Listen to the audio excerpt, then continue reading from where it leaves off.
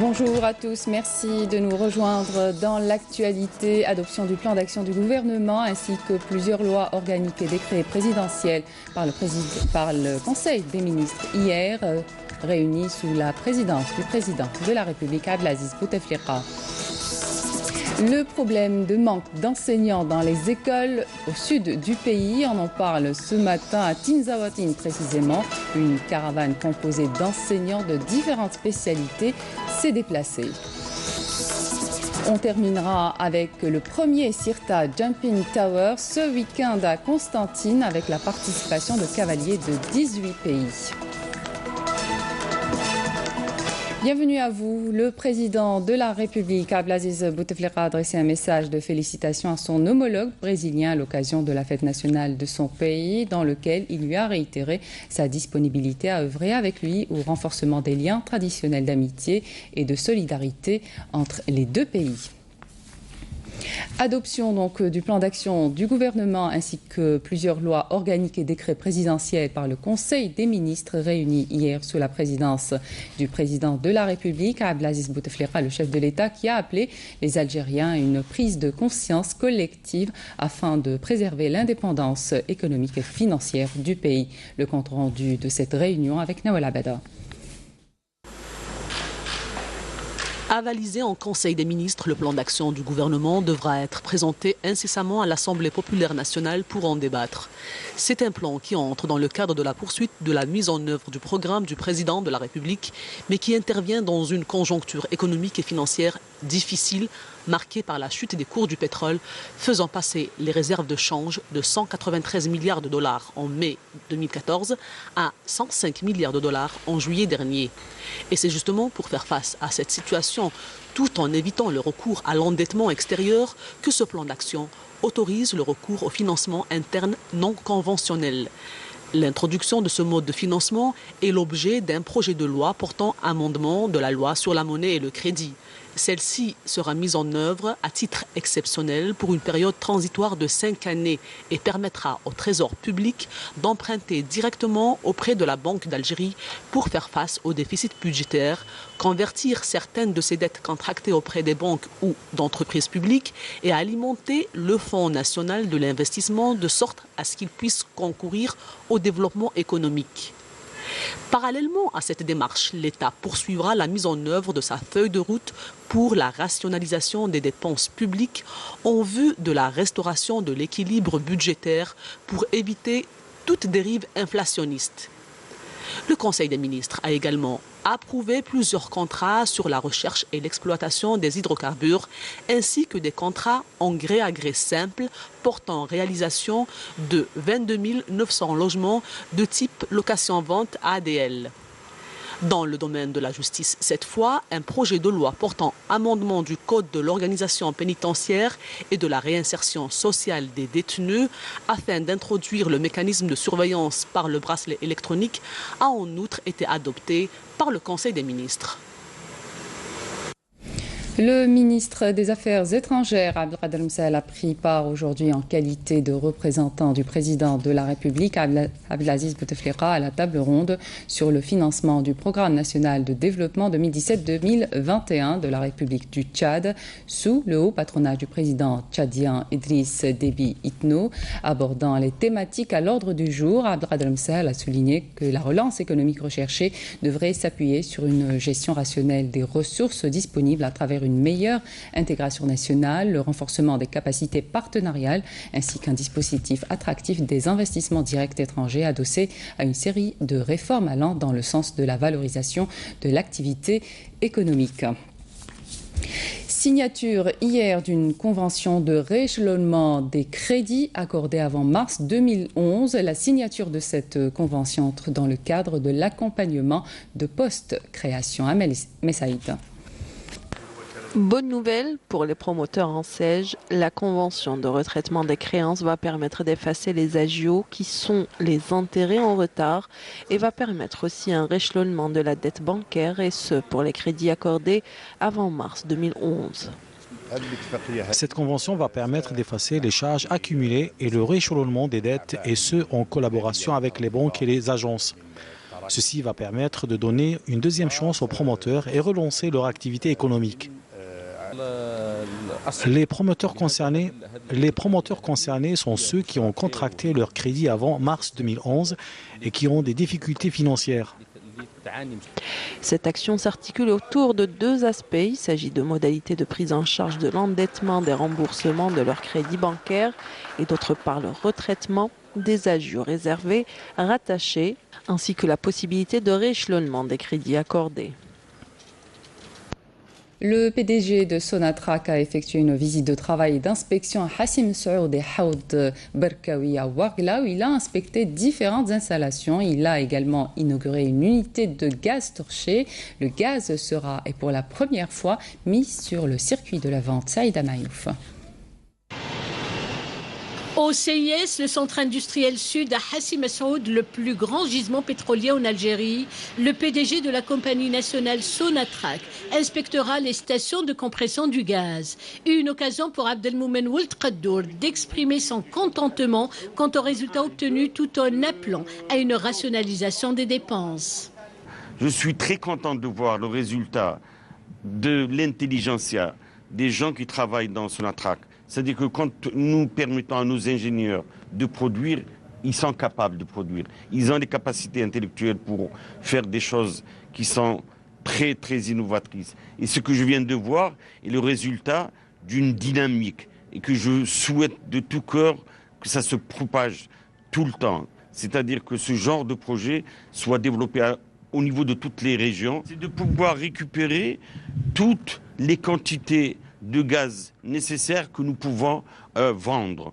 Actuellement, nous sommes limités par les accords de l'OPEP à la quantité de brut que nous vendons. On ne peut pas vendre plus que ce que nous sommes en train de vendre. Donc notre nouvelle stratégie au niveau de Sonatrach, c'est de vendre tout ce qu'on peut vendre comme gaz. Ce qu'on a vu aujourd'hui à Hassim Saoud, c'est de voir comment peut-on prendre du gaz à $0 pour pouvoir le mettre dans le circuit de vente. C'est pour cela que c'est un projet pour Hassim Saoud et c'est la première fois qu'on va pouvoir mettre du gaz de Hassim Saoud sur le circuit de vente. Le projet de compression du gaz au GPL Nord Zetsina d'un montant global de 635 millions de dollars et d'une capacité de production de 24 millions de mètres cubes jour affiche néanmoins un retard dans la réalisation. Le premier responsable de la Sonatrach insistera à ce propos sur le strict respect des délais impartis. Il y en a marre d'avoir tous les projets en retard. Tous les projets qu'on a sont en retard. Et ces retards, c'est de l'argent.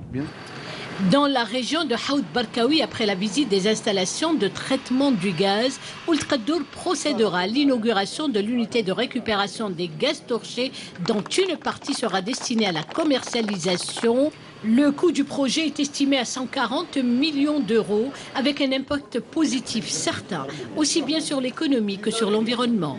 D'ailleurs, le slogan que je veux qu'on développe à Sonatrach, c'est « Leading the Change ». C'est le changement dans notre conduite. C'est le changement. La perception. Il faut qu'on change notre façon de voir et de travailler. Il faut que définitivement on soit à la hauteur des contraintes mondiales. Comme je disais tout à l'heure au niveau de la recherche, c'est très bien parce qu'on a un laboratoire de recherche qui est très intéressant. On a les moyens, mais l'organisation pour pouvoir optimiser ça, on ne l'a pas encore. Donc il faut revoir tout ça. Et comme un bon rendement et une efficacité effective passent inéluctablement par de bonnes conditions de vie du personnel, 84 studios tout confort ont été inaugurés à cette occasion, coïncidant avec les fêtes de l'Aïd al-Adha. Les cours pétroliers s'affichent en légère baisse ce jeudi en Asie sous l'effet de prise de bénéfices après un nouveau rebond dû à la remise en service progressive des raffineries américaines fermées par la tempête Harvey. Vers 2h30 GMT, le baril de Light Sweet Crude, référence américaine du brut pour livraison en octobre, perdait 6 cents à 49,10 $ dans les échanges électroniques en Asie. Le baril de Brent, référence européenne pour livraison en novembre, cédait 7 cents à 54,13 $. Le problème de manque d'enseignants dans le sud sera résolu cette année. Une caravane composée d'enseignants de différentes spécialités s'est déplacée à Tinzaouatine afin de remédier à cette situation dans cette région frontalière. Amali Siridir. Ils sont venus de plusieurs wilayas du pays.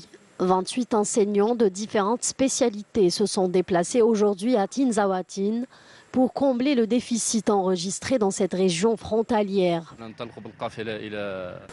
Nous allons à Tinzaouatine. Nous voulons passer un message à travers cette action afin d'aider les enfants à étudier. Je vais enseigner au niveau de CEM. Espérons Inch'Allah que ça va bien passer Inch'Allah. Donc il faut bien sûr pour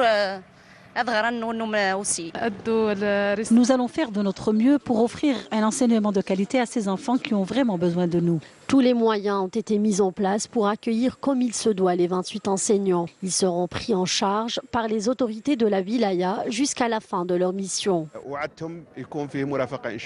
Nous leur avons promis de les accompagner. Nous sommes convaincus que la communication est un élément très important pour les encourager à aller de l'avant et faire de leur mieux pour bien prendre en charge nos enfants dans cette zone frontalière. Le manque d'encadrement dans ces localités lointaines sera résolu au fur et à mesure, grâce notamment à la volonté des pouvoirs publics, ce qui va permettre d'assurer un enseignement de qualité. Intervenant aux travaux de la deuxième réunion Euromed Police 4 sur le projet de coopération policière entre l'Union européenne et les pays partenaires de la rive sud de la Méditerranée, intitulé Afripol, le général-major Hamel a insisté sur le rôle central de cette institution au sein de la feuille de route de l'Union africaine pour la prévention et la lutte contre les différents crimes transfrontaliers. La correspondance de Afaf Belouchette. Favoriser une compréhension commune des menaces qui pèsent sur la sécurité des citoyens des deux côtés de la Méditerranée, c'est l'objectif du projet Euromed Police 4. Un objectif qui, pour le directeur général de la Sûreté nationale, passe par le renforcement de la coopération policière régionale et internationale. Invité d'honneur en sa qualité de président d'Afripol, Abdelghani Hamel a notamment présenté la stratégie de cette instance et les perspectives de ses activités.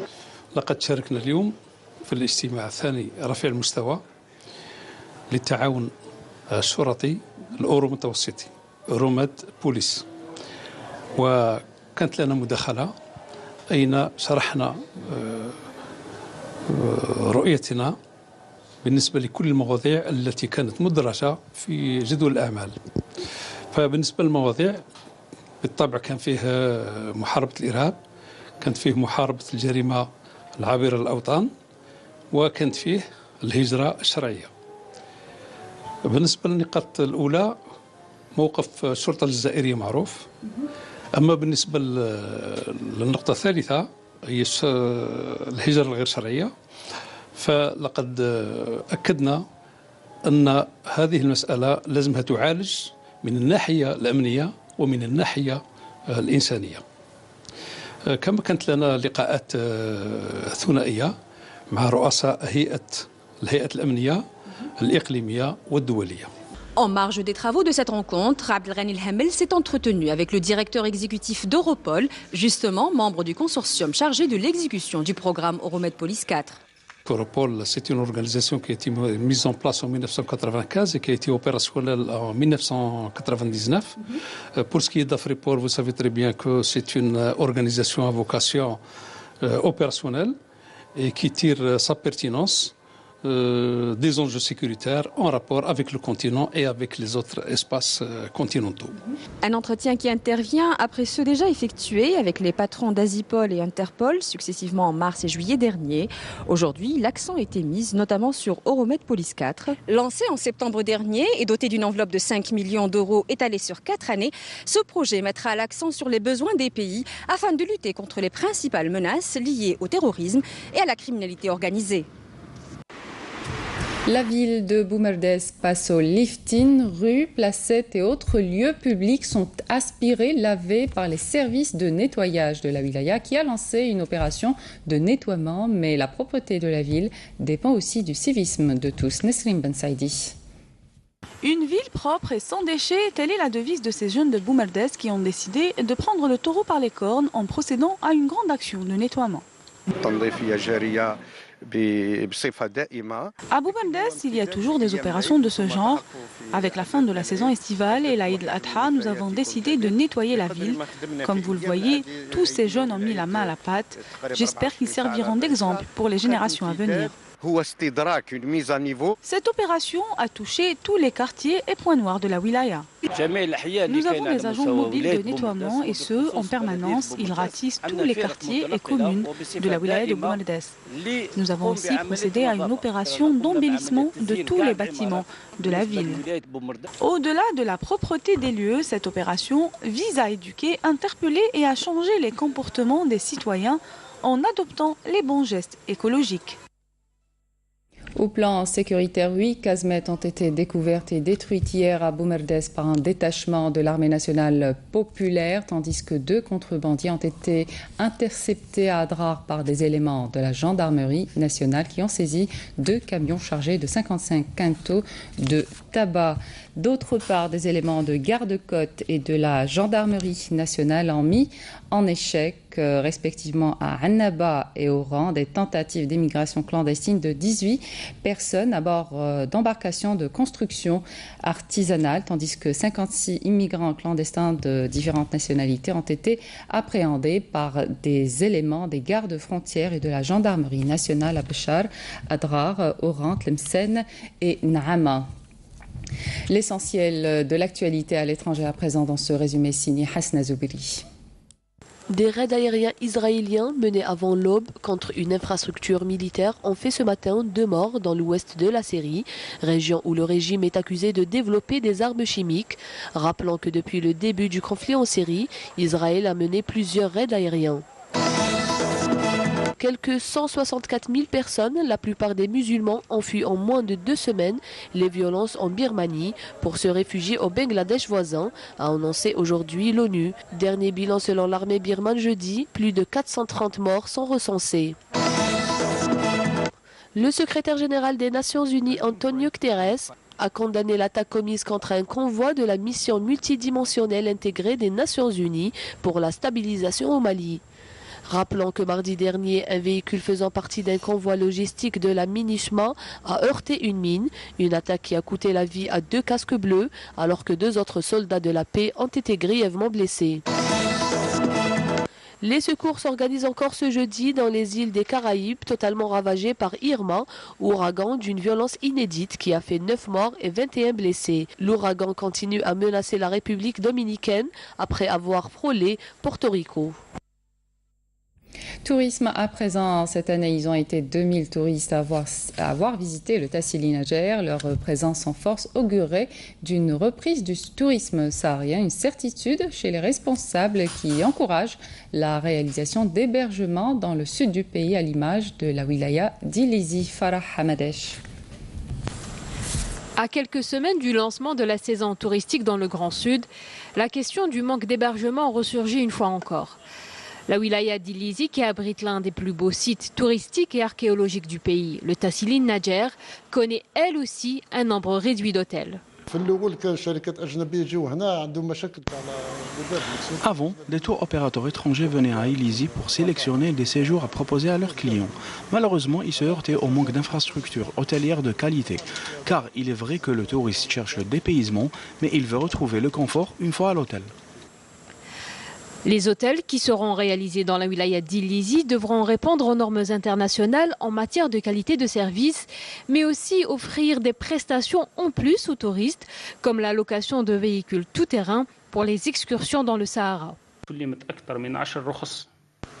Nous avons délivré 10 agréments pour la réalisation d'hôtels, de camping et de caravansérail dans toutes les communes de la wilaya d'Ilizi, de la région de Dianet au sud jusqu'au nord de la wilaya.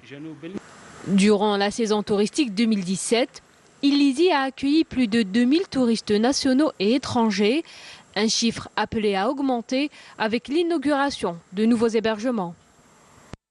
Constantine abritera ce week-end un concours international d'obstacles. Les cavaliers de 18 pays vont tenter de décrocher la première place de ce premier Sirta Jumping Tower. Smaïl Belkhaidia.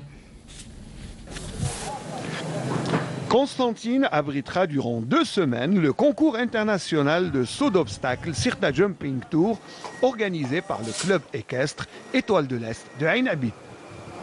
80 أجنبي راه معنا هنا يعني من فرسان من حكام من كل الدول اللي جاوا شرفونا بالحضور تاعهم وإن شاء الله هذه المبادرة الأولى اللي راح تكون إن شاء الله يعني في كل عام نحاول نقوموا بها مرتين في السنة وهذه اللي وعندنا مباراة عندنا دورة مؤهلة إلى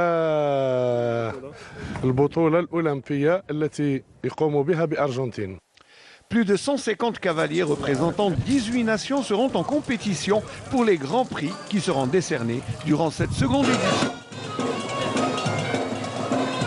On a hâte que ça commence et puis on espère que ça va le faire très bien pour représenter l'Algérie au mieux. On a été très bien accueillis, les chevaux sont très bien, on s'occupe de nous vraiment très très bien. Les carrières sont vraiment bonnes. الحمد لله البلاصة ياسر مزيانة، الانفراستركتور، النظام، لقينا كل شيء موجود متوفر. Vraiment يعطيكم الصحة. Après un long et fatigant voyage, on n'avait pas vu grand-chose. Et puis on découvre un endroit très beau et qui convient très bien aux chevaux. J'attends avec impatience le début des joutes sur cette superbe aire de compétition. L'antique Sirta sera donc le centre d'intérêt des amoureux des sports équestres dans une ambiance festive durant 2 semaines. Du football pour terminer, la 2e journée du championnat de Ligue 1 mobiliste de football prévue jeudi, vendredi et samedi sera marquée par le choc entre le MC Alger et le S Sétif, alors que la capitale sera le théâtre de 2 derbys alléchants, Nahd Hussein Dey, USM Alger, USM El Harraj, CR Belouizdad. Ce soir, le Paradou Athletic Club recevra au stade Omar Hamadi à Boulourine le MC Oran. Le match sera retransmis en direct sur la chaîne 4 à partir de 17h45. Quant au match qui opposera le Nahd à l'USM Alger au stade du 20 août, vous pourrez le suivre en direct sur Canal Algérie à partir de 17h. Et c'est la fin de cette édition. Merci de votre attention. Tout de suite, les prévisions météo avec Fariad Chir. Excellent week-end à tous.